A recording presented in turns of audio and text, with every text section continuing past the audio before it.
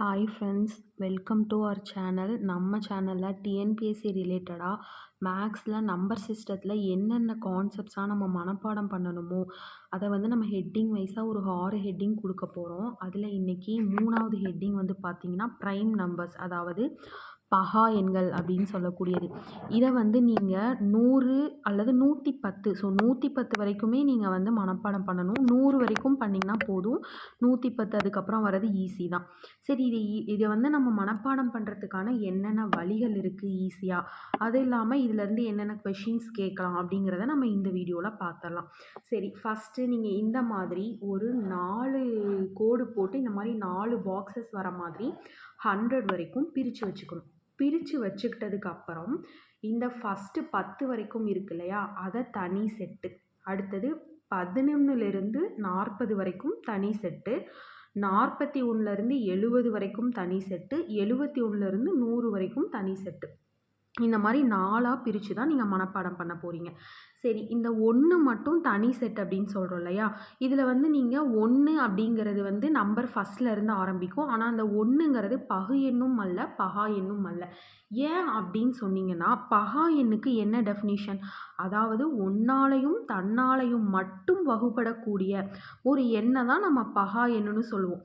அப்போது 1 அப்படின்ற ஒரு நம்பருக்கு 1 அதே தான், அதே நம்பரும் அதே தான். ஆனால் அதுக்கு 2 காரணிகள் இருக்கணும், ஒரே ஒரு காரணி தான் இருக்குது. அதனால் நம்ம அது பகு எண்ணும் அல்ல, பகா எண்ணும் அல்ல அப்படின்னு சொல்கிறோம். அதுக்கப்புறம் வர்ற 2 அப்படிங்கிறது உங்களுக்கு இரட்டைப்படையில் வர்ற ஒரே ஒரு பகா எண், அதுதான். ஸோ 2க்கு பார்த்திங்கன்னா ஒன்னாலையும் தன்னாலையும் மட்டும்தானே வகுப்படும். ஸோ 2, 3, 5, 7, 2, 3, 5, 7 இந்த மாதிரி இதை மட்டும் மனப்பாடம் பண்ணிக்கணும். அடுத்தது 2வது செட்லேருந்து வர்றது ரொம்ப ஈஸி. இந்த 2வது செட்டில் ஃபஸ்ட்டு ரோவில் இருக்குது பார்த்தீங்களா, அதாவது நம்ம ஒற்றைப்படை எண்களை மட்டும் ஞாபகம் வச்சுக்கணும். அதில் 15 நம்ம விட்டுறணும், ஏன்னா அது 5ஆல் வகுப்படும் இல்லையா.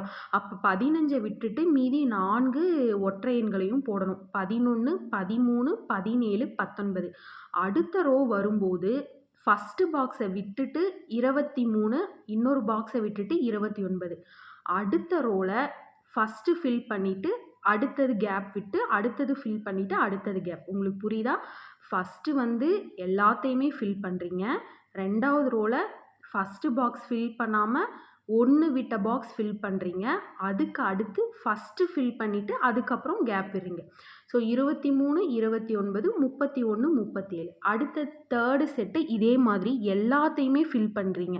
41, 43, 47. ஆனால் 49 7ன்ற ஒரு காரணி இருக்குது.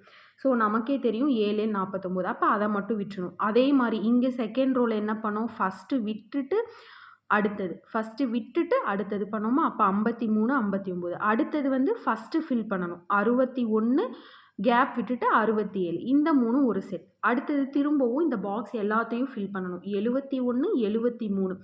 77ங்கிறதுக்கு 7ங்கிறது ஒரு காரணி இருக்குது, அதனால் அதை விட்டுட்டு 79.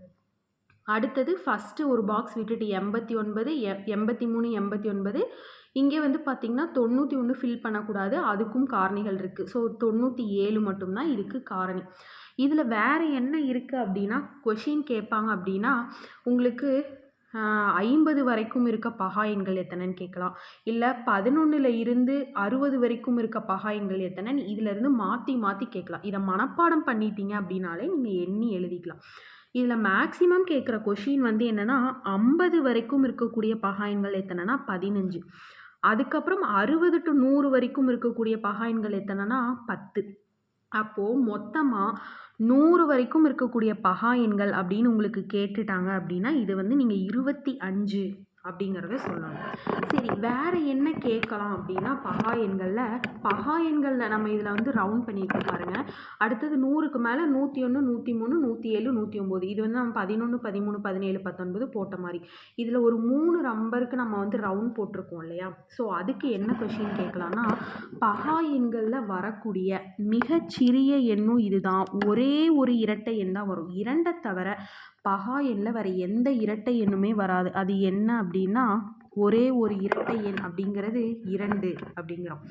5ன்னு முடியக்கூடிய ஒரே ஒரு ஒற்றைப்படை எண்ணுனா அதுவும் 5 தான். ஏன்னா 15, 25, 35ன்னு போகும்போது அதுக்கு ஒரு காரணி 5ன்னு எக்ஸ்ட்ரா ஆயிடுது. ஆனா 5க்கு அதே காரணி மட்டும் தான்.